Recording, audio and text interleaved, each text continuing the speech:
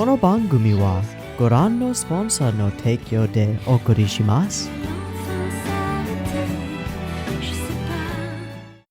Alrighty, welcome everyone. I'm Teeaboo and I am here for Sangatsu. Sangatsu no Lion Season 2, Episode 2, or Episode 24 if we count them all. I'm not sure which is better for the titles, but somebody commented saying something like they were confused by it not saying Season 2, Episode 1 on the last video. The download that I have has them listed like starting at 23. So I'll just convert them in my head. So it's Season 2, Episode 2. Last time on Sangatsu, we had this cool wrap-up, really gorgeous visualization of like the Shogi Express, traveling along through space, and like Soyotoji comes and sits down next to Rei, and it's really cool, and yeah, so more Soyotoji stuff. And then in the first episode, we saw some slight but definitely noticeable changes in the art style, whole new soundtrack, a whole bunch of new stuff, a whole bunch of interesting stuff, and then a really cute segment with making Ramune, I don't know, with the after school shogi science club, which is now a thing, and meeting those characters and or more in depth at least. That was really cute. That was a lot of fun. And then this whole wait, was that in 22? I think that was in the finale. Was the whole thing with the ants and being distant from everyone, and Rei is a little kiddo. Yeah. Anyway, lots of stuff going on. Pretty much picking up where the last season left off. It's pretty cool. We've got this whole new group for Rei to interact with the After School Shogi Science Club. That's pretty cool. So his life is expanding. He's gaining friends and companionship and all sorts of good stuff. And I'm just sort of waiting for the other shoe to drop because ain't no way this season is completely and totally wholesome. There's gonna be some darkness inbound, and I don't know when it's gonna come, but it's gonna come at some point. Yay! So let's see what episode 24 or season 2 episode 2 has in store for us. I am definitely hoping for more of the family of light, if you will. I'm going to consider them like the family of light, because that's what they bring into the show. They are the light in his life, the wholesome goodness. Hell yeah. So I'm hoping for a lot more of them, because they are pretty much my favorite on-screen group of characters anywhere in any show. So hoping for more of them. We'll see. It's gonna be good. Let's see how it goes. Shill stuff. If you like this video, go ahead and like this video. If you hate it, go ahead and give it a big ol' thumbs down. Totally cool. If you could leave me a comment telling me what you dislike about it, then I can find that and see where I can improve and then do so, and that's really helpful. If you're not subbed and you want more content like this, I make it so you might want to be subbed. And if you are subbed, wait, did I say if you are subbed? If you're not subbed. If you are subbed and you're not getting my videos, the bell may help you with that, potentially, if YouTube cooperates and isn't mean, which it sometimes is. Oh no. My shill stuff paper pals are getting tangled together. Okay. If you really like this content or want next week's episode a week early, or just want to support this doofus for making this content and stuff, you can throw me a couple of bucks on patreon.com/Teeaboo and get like polling access and access to the Discord to chat about stuff and early access to a bunch of the content. So that's pretty cool. Also, huge shout outs to the people in the intro, like Hyo, and I think there's one more that's been added to the Sangatsu shout out, but for going way above and beyond and throwing me more than a couple of bucks, and that's thank you so much. Patreon's doing real well, like ridiculously well, like way past expectations. So huge thank you to everyone who has supported me through that. It's yeah, memes and dreams, baby. Woo! All right, let's get into episode 24 or season 2, episode 2. There will be multiple versions of this video. There will be the full thing with the whole discussion and timer-based reaction stuff on YouTube. You can find that. I'll put links or timestamps in the description to reaction start, discussion start. So beginning and end of the reaction. That way You can go and watch the picture-in-picture versions, which have the whole video in the video on Mega and BitChute, and then you can come back here for the full discussion. Cool? Cool. YouTube timer-based version will have a beep-beep timer. It'll go boop, boop, boop, beep, and on the beep and the green light, that's the same frame that the video starts playing on my screen. So if you're playing along with your own media, it's probably when you want to hit the button. And as before, I am using the Kami 720p Blu-ray disc rip. So Kami subs, Blu-ray disc, video, audio stuff. Okay? Okay. Beep-beep timer goes here.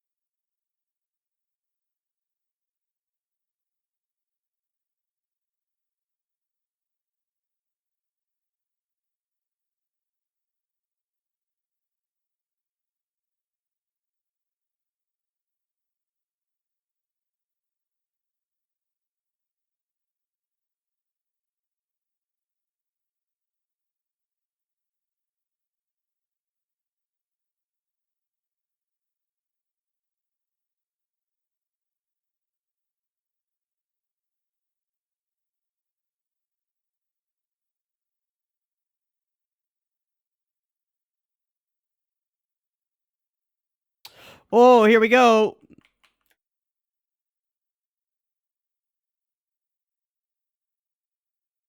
Is this about the tournament setup?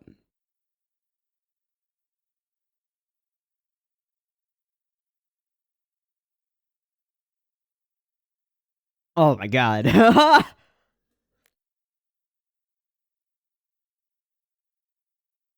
He had no say in it. Yeah. It's not like he had any say in that.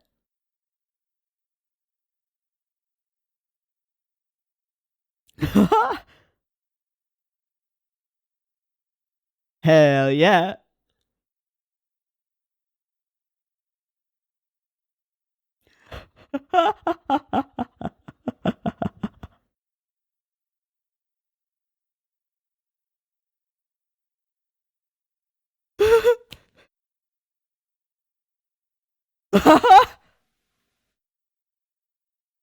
I just don't want to listen to you. Okay.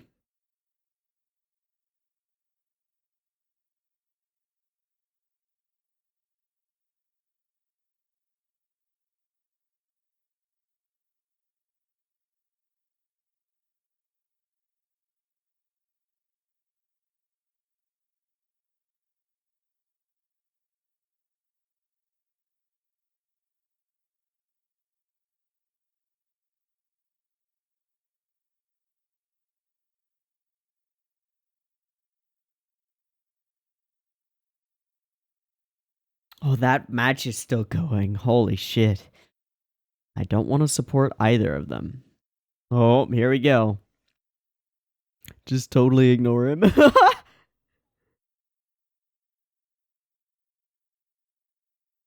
What the fuck is this? This is awesome.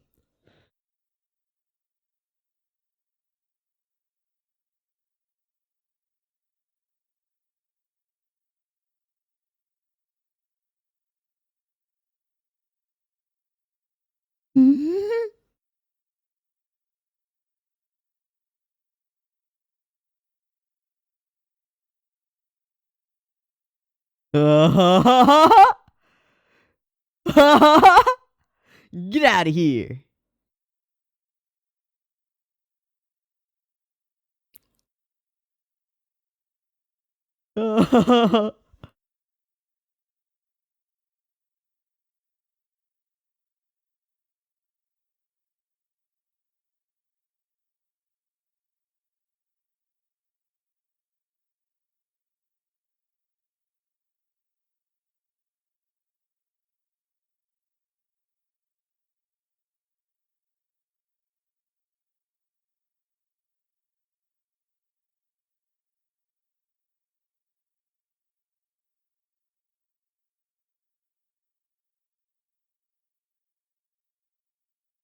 Again, Soya as the devil.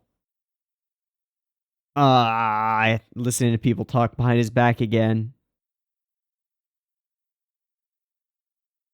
Wow, this soundtrack is amazing. Yeah. Fight me. Oh, who dat? Chairman? Nope.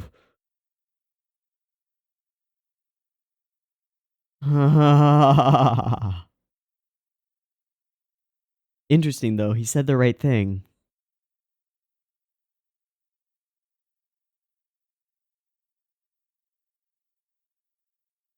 Talk shit when you get big. Talk shit when you can even come close.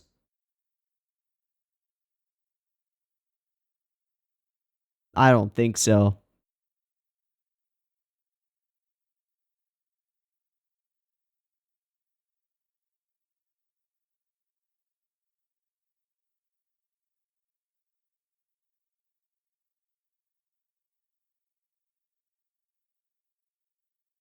Yeah, get the fuck out of here.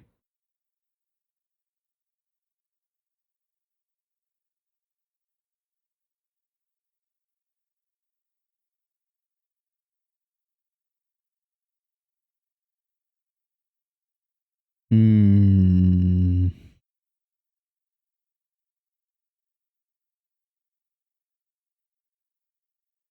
Hmm.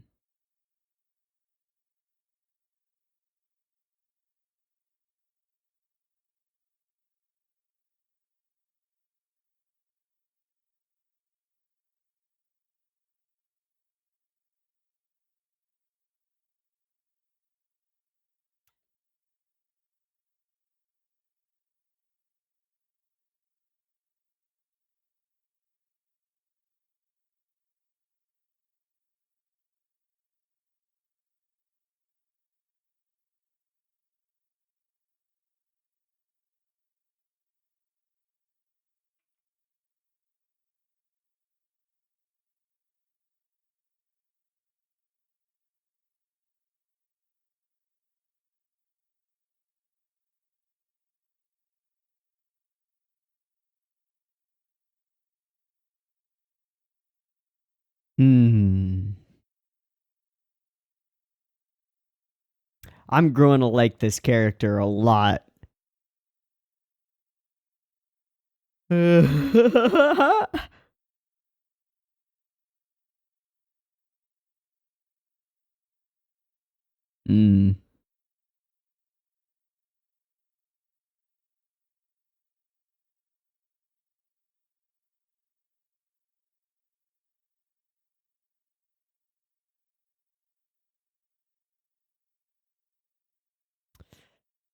Kyoko. Wow, redoing this whole scene in this monochromatic light blue and black. Fantastic.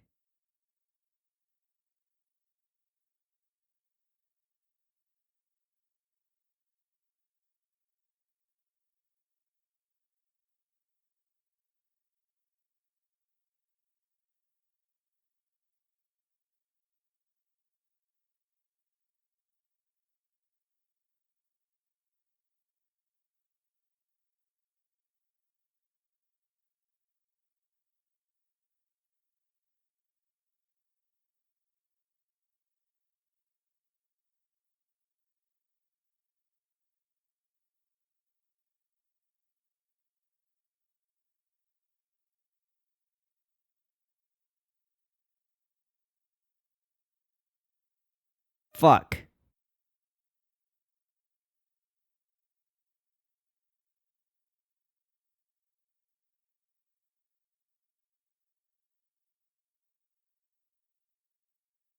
You misunderstand, Ray.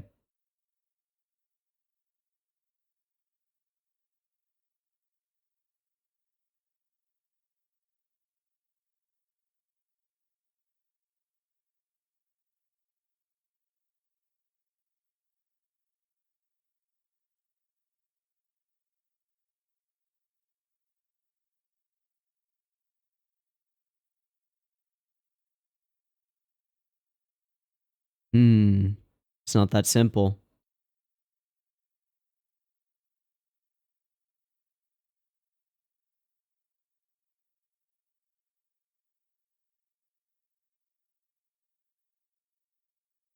Text from Kyoko.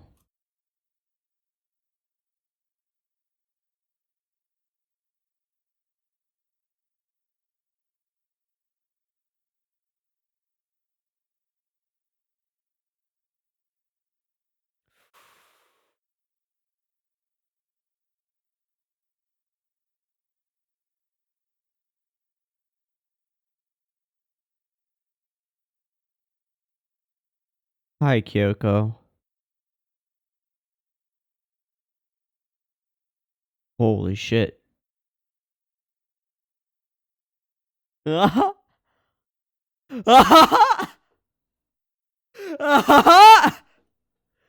Rage, rage, rage, rage, rage.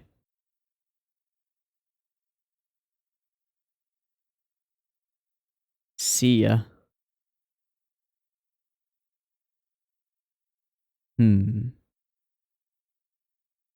She attaches herself to him. My spider senses.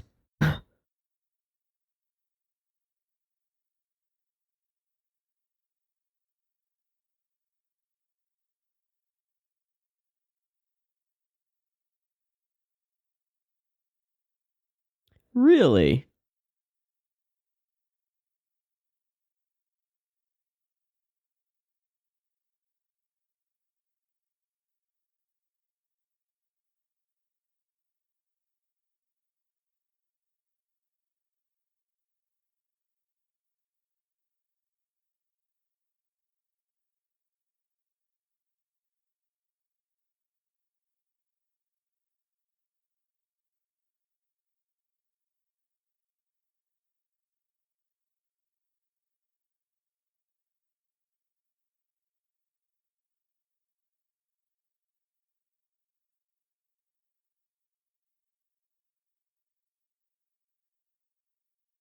Chapter 49, Kumakura. Okay.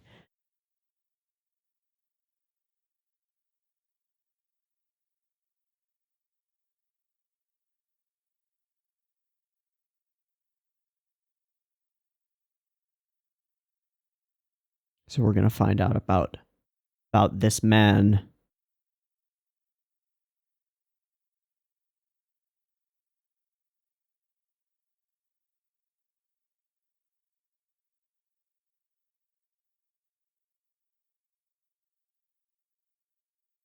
Probably.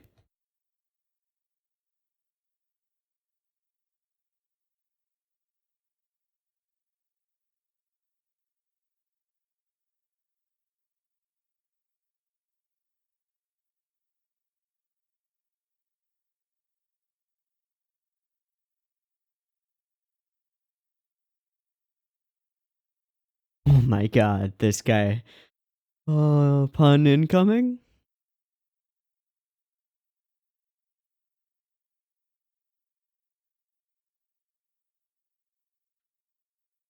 Does Ray see it?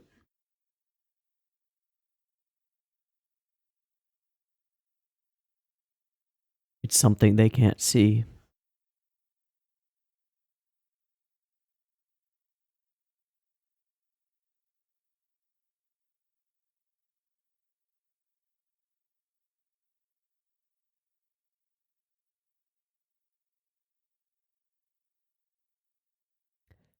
I feel like this guy's very wrong.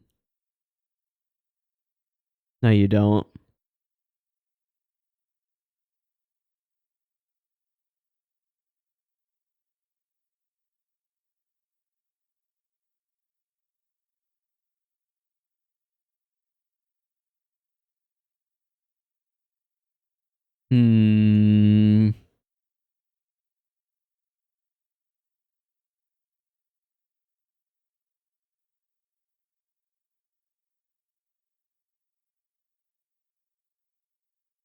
What?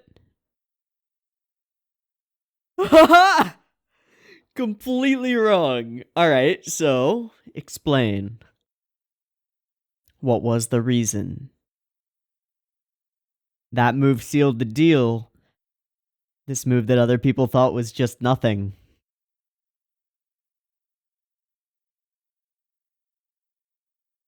Doshite.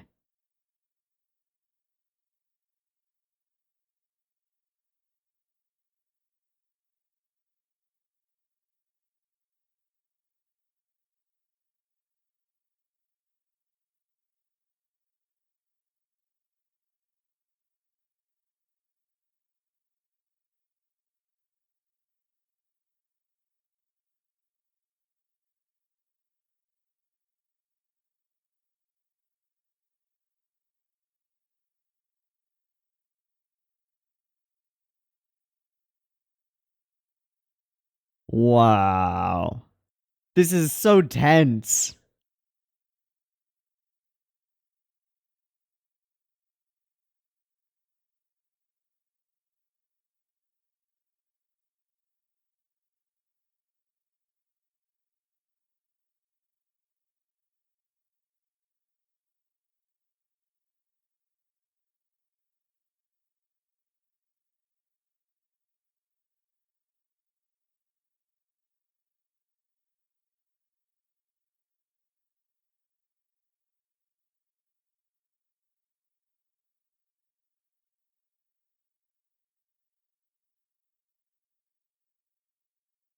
Wow. By that one move.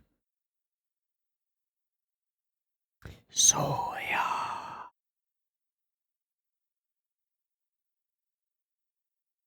Oh, it's so cool.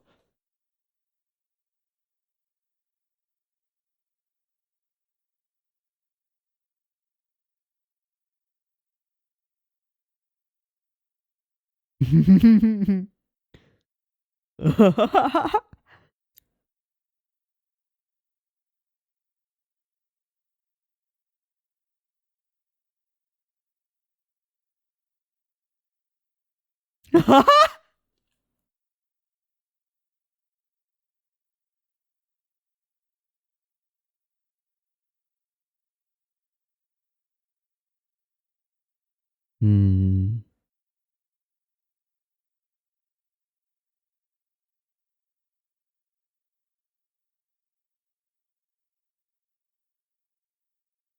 Hmm.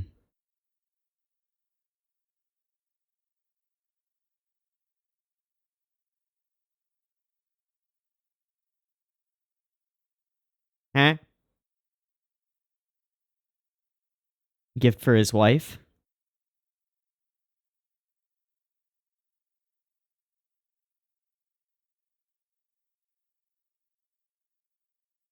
That hurts. That hurts real bad. Uh, Probably not.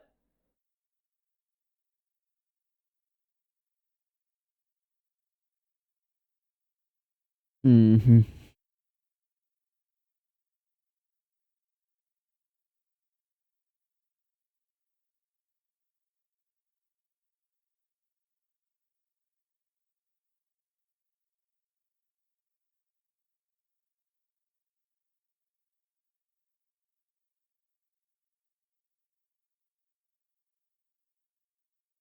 How ill is she?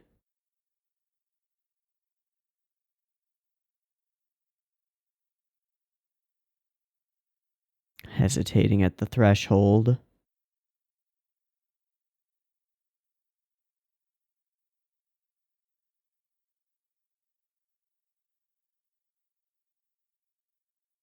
Is she in a coma?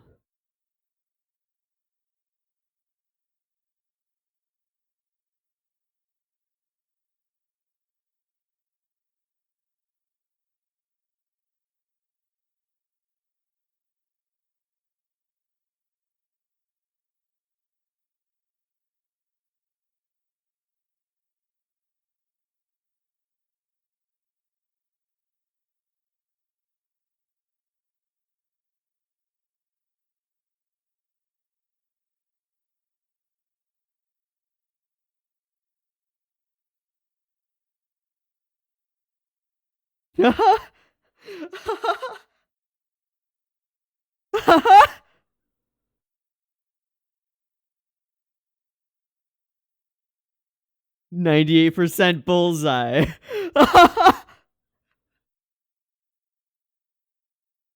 Good.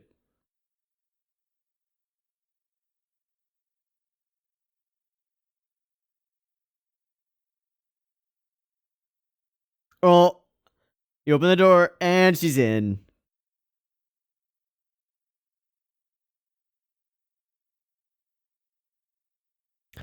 Clearly. It's an interesting way to recontextualize everything.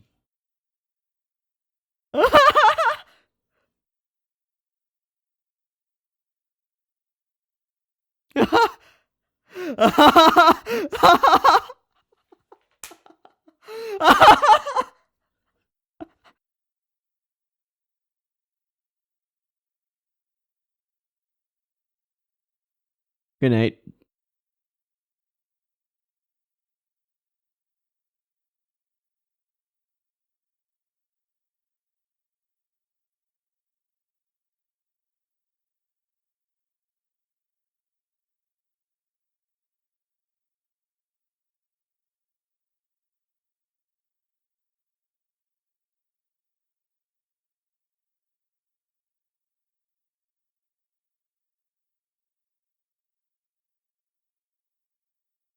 That's exactly what the show is doing.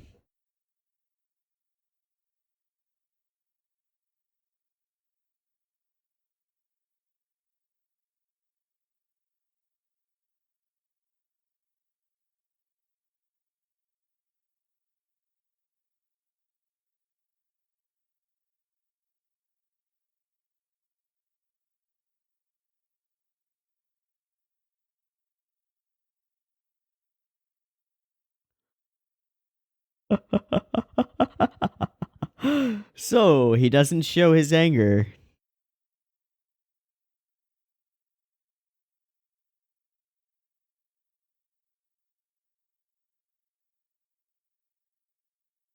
Ando.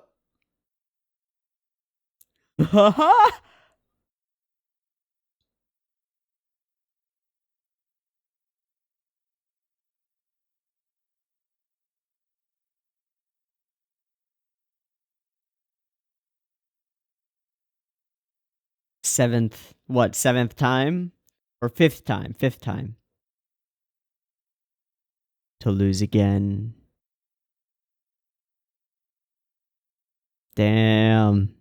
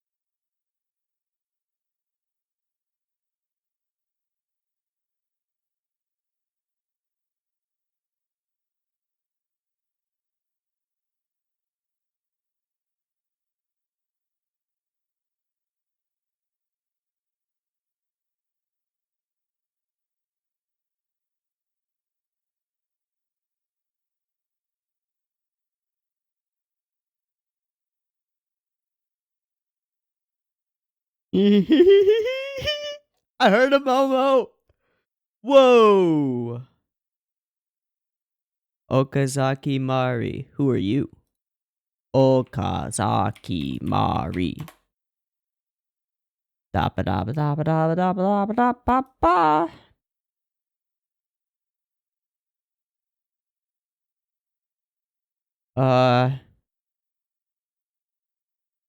Huh. She's a mangaka. Written a bunch of stuff. I have not heard of any of it. And I don't think that any of it has an anime adaptation, because if it did, it would be listed as original creator. But apparently, just based on the My Anime List comments, there are a lot of, quote, hot old men I want to stalk now, thanks, in some of her work. So that makes a lot of sense for doing a Gendo, or not Gendo. I was gonna say Gendo pose, like, but a Goto image. This is a really interesting shot. And this is a really interesting scenario that plays out. So, okay. This episode did a lot of recontextualizing, especially centered around Goto and his relationship with Kyoko, and specifically around the night where Rei got the crap beat out of him by Goto.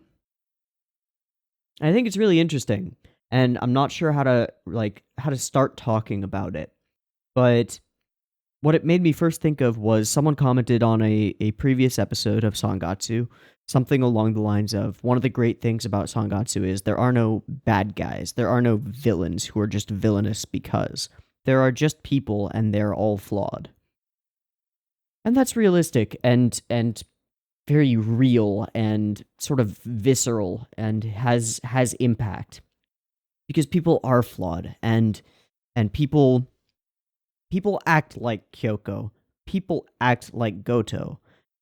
And they have their own reasons for doing so. But what this episode does is, first, it recontextualizes the fight between, well, if we can call it a fight, the beatdown between Goto and Rei. And previously, we've only seen the aftermath of that, the effect that it has on Rei, and the knowledge that he was trying to stand up for Kyoko, though she didn't necessarily want him to. Now we get a bit of the back and forth, a bit of the dialogue between them.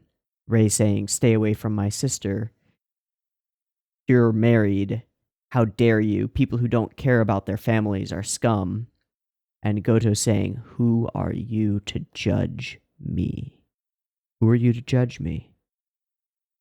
Now, I think we can agree as an audience that to have a wife in the hospital and go and have an affair with a pretty young girl is probably not the best moral position. It's probably not exactly the high ground, if you will. But neither is calling someone immoral. Who are you to judge? By what standard? We don't know at that point. We didn't know anything about Goto or who he is or what he's going through. And what this episode does, it doesn't necessarily justify him. It doesn't make us come away feeling like, oh, Goto's a good guy, but it adds humanity to it. It adds reasons. He's a person in pain. His pain doesn't justify the pain that he causes, but we can understand where he's coming from. His wife is clearly in a coma. That's my guess. His wife is in a coma, and it hurts him. He doesn't sleep well because he's in emotional turmoil, chaos.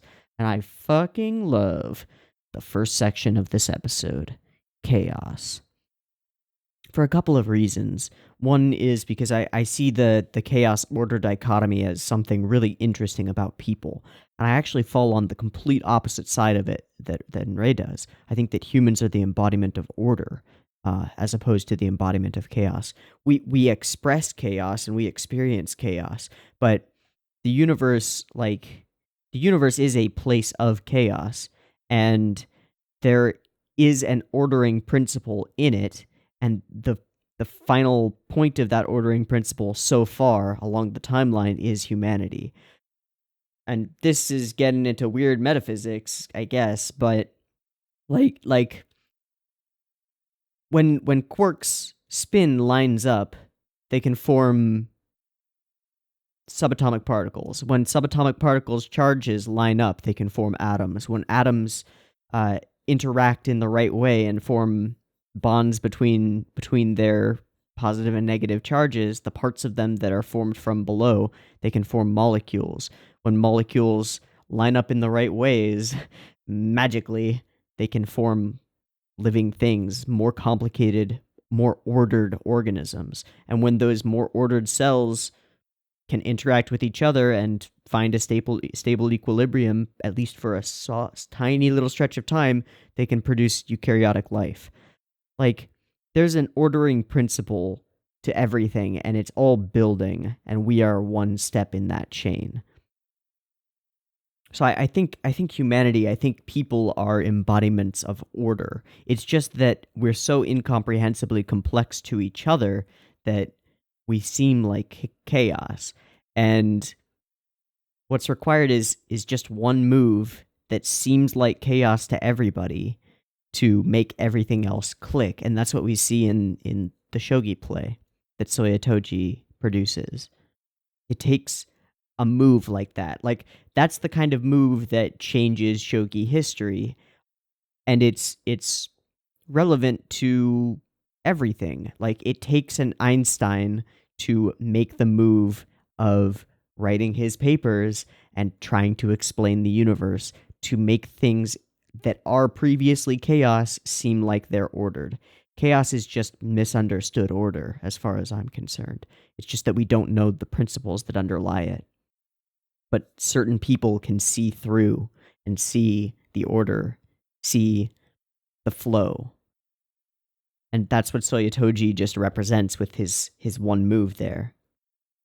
But I'm kind of getting off track because there are so many interesting things in this episode. Like, Goto's statement there is a really tough one, and it's not one that Rei can really overcome. You know, who are you? Are you a god that decides what is right and what is wrong? Who are you to judge me? And then that's also tied in and related to Goto's stance on the people who've never gotten in the ring and fought. The people, you know, dissing Shimada when they've never been even near a title match. It's like, who the fuck are you? Who are you to talk shit about this guy who is so far above you that he's incomprehensible? You fool. And we've seen this before when people were talking behind Shimada's back during the actual fight against Soyotoji. We saw it before. Like, Rei walking around and hearing them but not knowing what to say about it. And so Goto, as distasteful as we may find him and as Rei may find him, has some elements to him that are useful. His willingness to step up and say that kind of thing is useful. And Rei is taken aback by this and confused by it and doesn't really know how to feel about it because he hates so much of Goto. He hates him with a burning passion that he can't really effectively put into words or express. And now this man is doing something that he wishes he could have done, calling people out for talking shit about Shimada. So he has something to learn even from this person who he sees as a horrible antagonistic force in his life. That's really interesting writing. I really like it. I like it a lot. Let's go through the episode. Let's skim on through this and talk about all the things. We start with the OP. The OP is fantastic. Just want to say that again because it's definitely going to continue growing on me because it's really fucking good. Oh yeah, there's this whole amazing sequence of Nikaido continuing his rant from the previous episode about how they're on the opposite sides of the bracket and we'll have to get through the entire rookie tournament. And Rei is just sort of, stop. Please stop. And, oh, the sound design on this scene, this walk.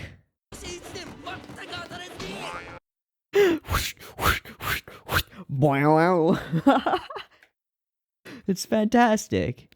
Brisk walking, stomp, stomp, stomp. And he's just passing him by. Nope.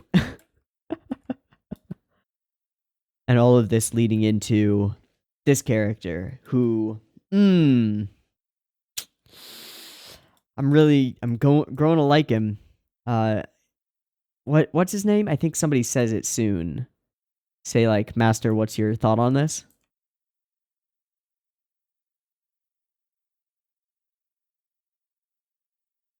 Maestro Yanagihara. Okay. So, Master, I don't want to support either of them. Then they come in and they're just loud. They're visualized as a mongoose versus a cobra, or an adder, or an asp. I think it's an asp, or an adder. A poisonous snake. Fighting against each other. It's pretty great. Throws them out. It's pretty gorgeous. The general production is a notch up. Not like a lot of notches, because there's not much higher than you can go. But a notch up, a lot more shaftisms, a lot of really gorgeous cuts, and just gorgeous scenes. Yeah, so these guys, and we're looking down at them as they do their head tilts. You know? And if that doesn't just instill some rage into you. And here he sits, wanting to say something but not knowing how. Haha, he's getting really thin. Then Goto arrives and calls them out. And Rei's like, "What the fuck? But I hate you. You can't be good. You can't say the right thing at the right time. I hate you. You can't be a real person because I hate you." But he is. He's a real person with his own stances on things. This guy calls him a bit harsh, and I'm not sure that I agree. I think that Goto was right. Maybe not very tactful, but right. A good move. Then there are some lines by this guy. They left. It's colder than ice in here now. Yeah. They'll always lose their composure for a bit. Oh, he says this line about shattering.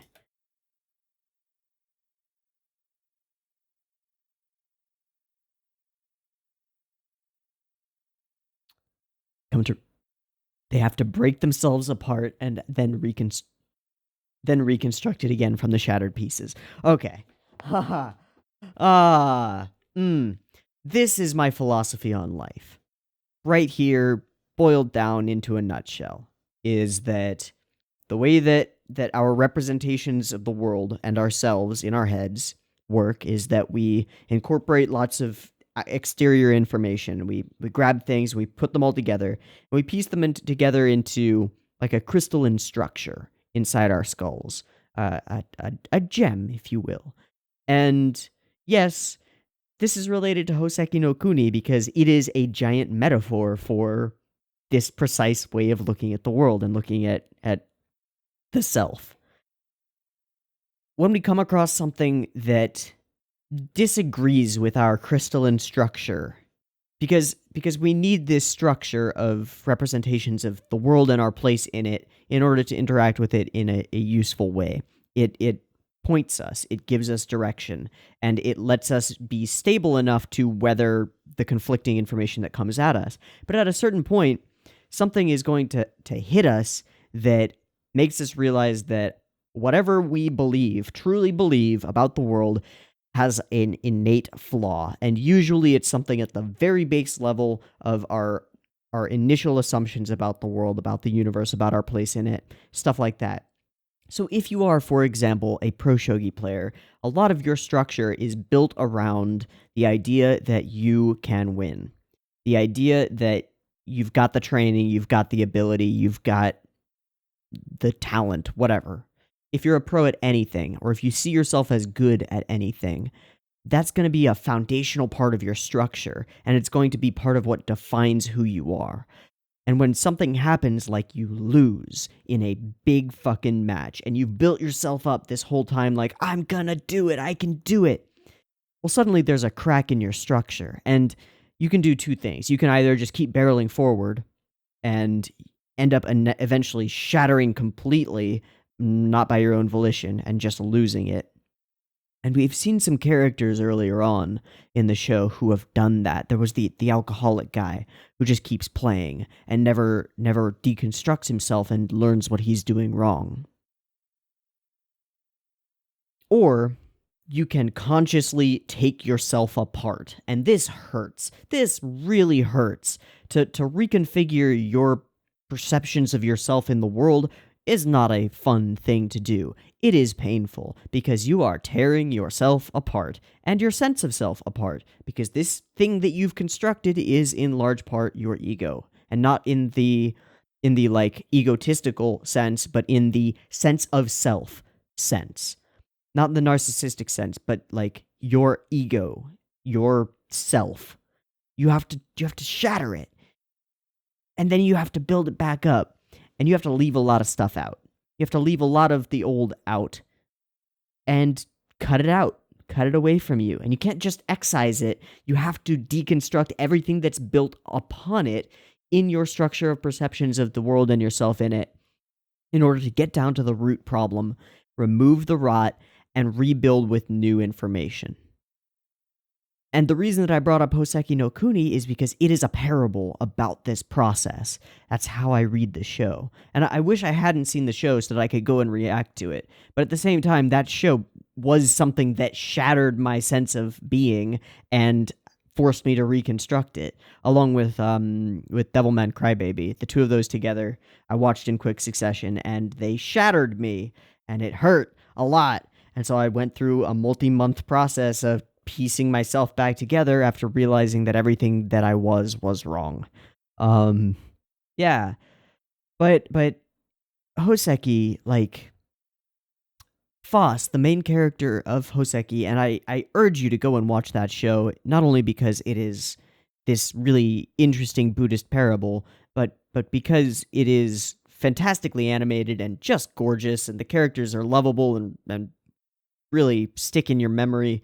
But Phosphofolite, the main character, is the weakest of all of the gems, right? And that is her strength. This is the magical thing about the show. Like, she is the weakest, and she is downtrodden and looked down upon by everyone else because she cannot fight the way that they can. She gets into conflict or anything, and she shatters, literally shatters, because she is super weak on the Mohs hardness scale. But that is her strength, because she shatters and then incorporates new elements from the exterior world in order to strengthen herself.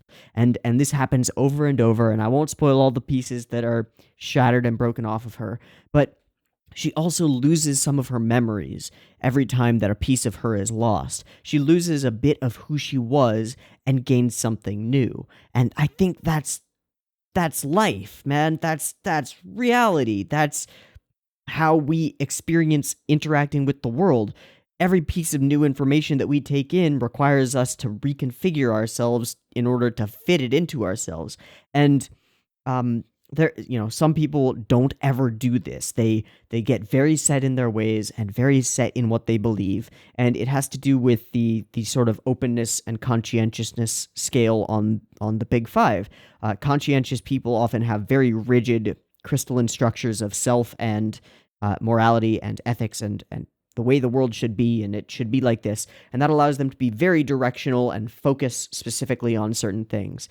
Whereas people who rate high in openness, and another Big Five trait, and these aren't good or bad things, they're just human nature in all of its weirdness. But people who are very high in openness are they have no filter for incoming information, and so their structure is loose so that they can continuously integrate new things, but they still reach a point at some point where it's gonna shatter and they're gonna have to rebuild it. And like, personally, I am a person who ranks in the 99th percentile on openness and the 0th percentile on conscientiousness. I am disorganized and very not directional. I can't think more than a week in the future, really. But I can consume information like crazy and incorporate lots of it, and I'm super open to new information and new ideas because that's where I gain all of my energy. I gain all of my interesting stuff from consuming lots of information. And that's why this job is kind of perfect for me, because I can constantly consume lots of information and just like say what I think about it, and y'all watch it, and that's really cool. But like, I'm super open to new information. There's no filter for what comes in, and that's also a downside, because it means that I'm constantly having to integrate, and like my structure is super malleable. For people with really high conscientiousness and low openness, their structure can become set, and that could be a really good thing. If you've got a specific goal that you're wanting to obtain, then contradictory information, people telling you that you're wrong or you're stupid, are just going to bounce off because you're too solid and too stable, and so you're just going to keep plodding on forward.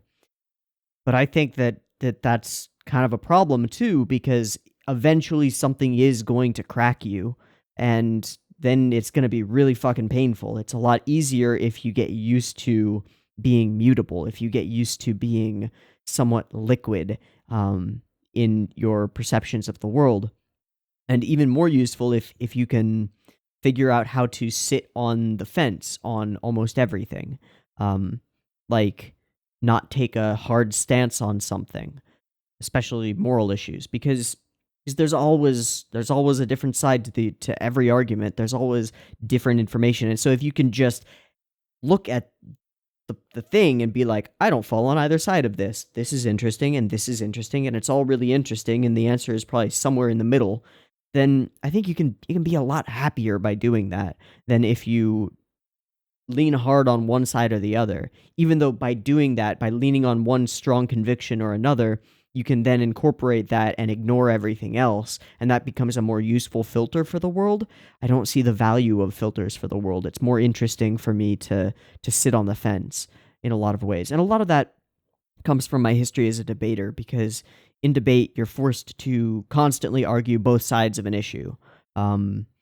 Especially Lincoln Douglas debate, where you're constantly arguing two sides of a moral issue, and it becomes really impossible to do anything except to see both sides of the argument, because you're forced to represent both sides of the argument to a judge, like an hour between arguments. But anyway, all of this to say that I think bringing this idea of deconstruction and reconstruction into this shogi lifestyle and this shogi anime is fantastic, and it causes it to really resonate with me, because, as I say, this is how I see the world. This is how I see myself, and it is a big part of my personal structure, is the idea that breaking that structure down and reforming it is important. Which is sort of in a way the fence sitting position is like part of the structure itself, is that the structure should be mutable, like, yeah. I don't know. I could have just babbled incoherently for the last 10-20 minutes or whatever, but yeah, we bring Shimada back in here, and it's really interesting. And here we have Goto being, Ray says it in an interesting way, like it's two people in one body. How can... Yeah, and he's sharp and quick-witted and mean. What are you, 12? And then Goto's one of those high conscientiousness people who's got a really rigid structure. He sees the world his way. Anyone else's ideas about how he should be are going to bounce off of him in one ear, out the other. He just cares about the shogi. And some other stuff. Okay, so the match is going, and Ray expresses this. We get this callback to this scene, and this scene. And there are these amazing overlays over it. It's gorgeous. Stay away from my sister from now on. Oh, and we pan up, and this is so interesting. It's like just a couple of frames, we see the grin.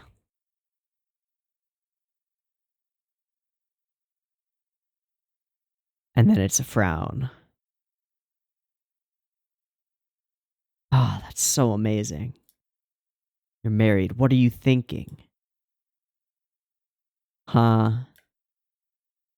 People who can't cherish their family are trash. Trash, huh? Then, and also unforgivable. Then what are you, right? Yeah. Who are you for me to care about your forgiveness? A god? No. Just a boy. A boy who knows nothing. Who are you to lay down what morality is? That's a tough one. And Ray admits it. I don't know. I don't know. All I know is that I don't feel like this is right. But if you can't justify it, Ray, how are you going to convince someone that they're wrong? And why would you? Now, I know that your reason to do so is to protect Kyoko, because you do care about her. But from what? From herself? From her own decisions? From her own chaos? You want to be the order in her life? Good luck. The person who got mad on Shimada's behalf, good thing that I agree with, and the person who makes my sister suffer, bad thing that I disagree with, are two people living in the same body. How do I compute? Ray cannot compute this, and I hope that he comes to something of a conclusion about people and about their nature in this arc. That would be really cool.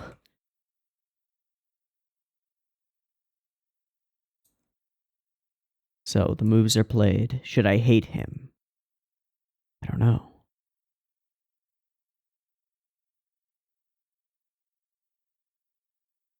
So this is sort of a knowing look from the maestro. It's really interesting. Don't make Koda cry too much. So that's going to be the match that Goto's in. Interesting. Kyoko is there to meet him. And this shows a really very interesting side of their relationship. They're actually really cute. So you're already aware of it, and then we get this rage. And she almost looks like Momo here.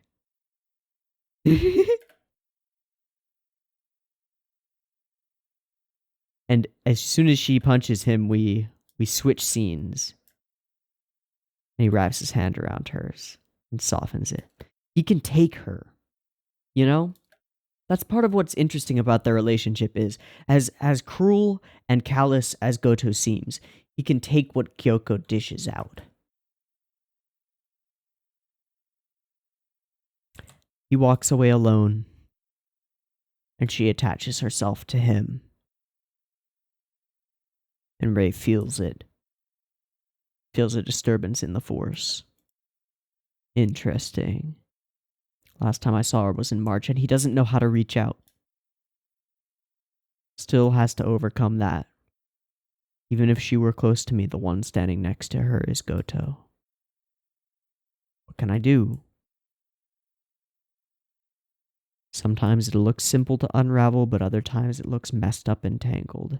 And it's as though he can read Ray's thoughts. And this scene really puts us in Ray's headspace. He's like hanging on every word this maestro says. He's like, oh shit, is he going to say something I can use? Something of value? Something I can incorporate into my understanding? Chaos. Yes.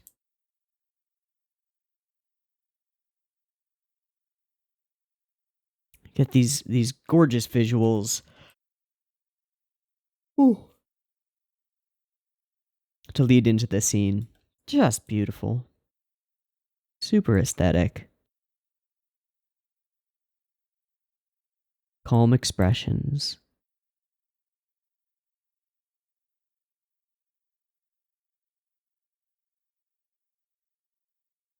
And nobody can figure out this move.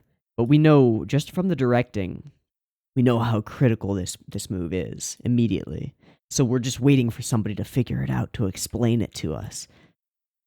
And we know that it's not going to be him. This is an unusual move. Yes, he must be in the lead now. What a silly move. We're sitting there like, the direction has told me that this was not a silly move, that there was something powerful here. So we are in the position of the people watching, like, shut up, dude.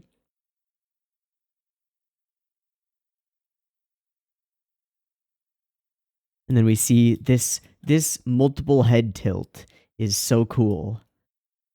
From the front, from the side.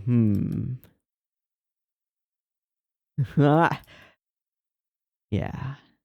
Spotlighted. Wait.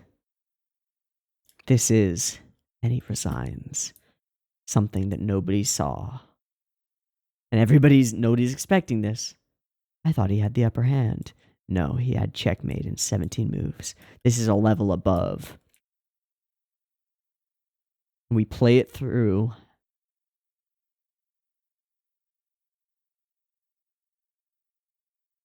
The animation is fantastic. Yes, the CG shogi pieces are CG. They look fine. When it's played out, there's no denying it. He was already trapped.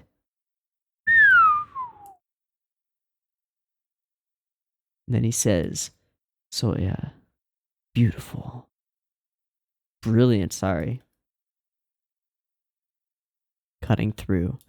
And then we focus on Kamakura here, and I think this is really interesting as sort of a mirror to Goto, because in this episode, Goto gets humanized, and then Kamakura, this person who has been a static stoic figure, also gets humanized, but in a very different, more negative way. Like, the fact that he kicks the wall shows that he is so affected by this loss, even though he doesn't show it. And the characters remark on this, right? How can he be so calm? He's so cool to sit there and just say, I'm going to fight it through and I'm going to be here next year. I'll be here. Starting over at square one and fighting through the den of demons again and again. Swearing that he'll be sitting in front of the champion next year too. And I think this is build up for Shimada to take that place from him. From Kamakura. That would be a really cool way to play it. This really hurts. Kyoko going off, buying stuff for Goto to give to his wife, who is in the hospital, seemingly in a coma. Oh, ow. I just felt sympathy for Kyoko. Why did you make me do this, Sho?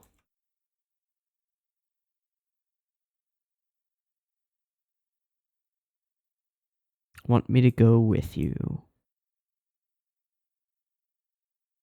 See you later. Then we follow Goto. We follow him to his pain. We see him hesitate at the doorway.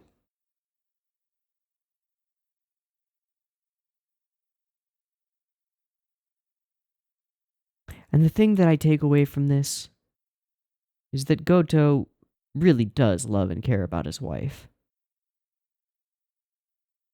And I can't honestly say that his affair with Kyoko detracts from that love. It's the result of a flaw in him, for sure. But it's a human flaw. Very real. And as a character, it gives him so much depth and intrigue. Now, maybe you don't want to sympathize with him. You're like, nope, cheating on your wife, even if she's in a coma, that's totally bad. Fine. But you can see why he's doing it. Because we see the root of his pain. Makes him so real. And he leaves his wife and runs into Kyoko. And you know what? We can see the little bit of shade under his eyes. And then this interaction between them is super cute. Again, she looks kind of Momo-ish here. Like goofy. And then she's characterized as a little cat. 98% bullseye. Shock. No, I wouldn't. Yes, you would.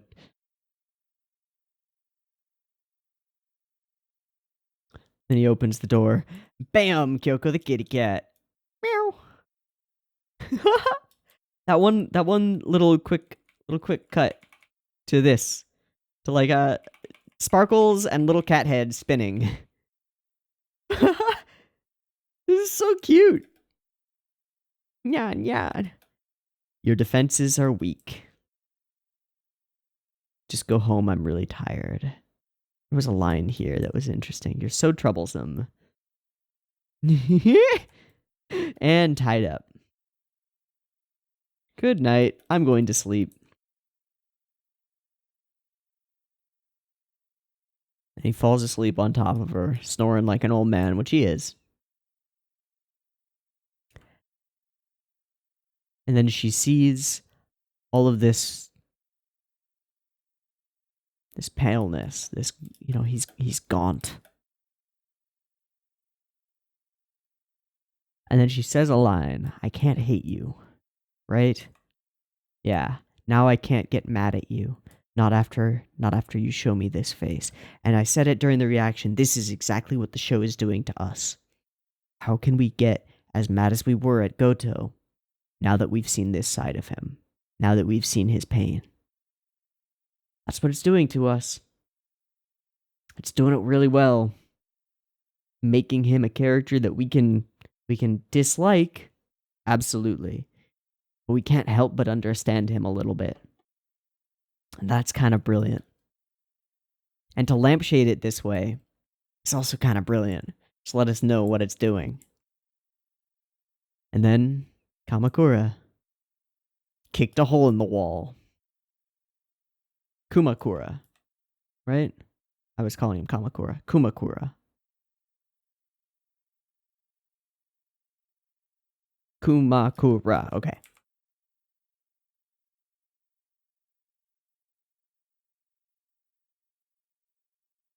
And I'll send him to shogi events on sweltering department store rooftops. Where have we seen that before? Oh, Kuma.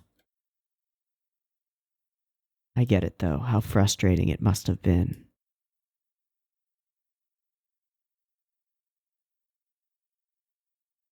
Shoes off, stretched out across the train. Really interesting. Gives some depth of character to Kumakura that wasn't there before, and I really like it. This episode did a lot. It did a lot of things. It said a lot of stuff. A lot to take in. And it said all of it so well. Well enough to have like a deep Inception type effect where it plants ideas in you, and then as you experience more things, you realize that those ideas resonate with the things that you've seen in the show. But in this case, like, it resonated with some ideas that I already had. And that's really effective too. Really good. Yeah. Let me go through the notes really quick. Make sure I haven't missed anything that I wanted specifically to talk about. Chaos, oh shit, break selves apart in chaos and reconstruct themselves from the shattered pieces. Yes. It's the same for everyone. Just everyone who has experienced that, right? Heckling someone from outside the ring. Who are you to judge? Humans are the embodiment of chaos. I wanted to talk about that, say that I disagree because I think that we're ordered. Should I hate him or...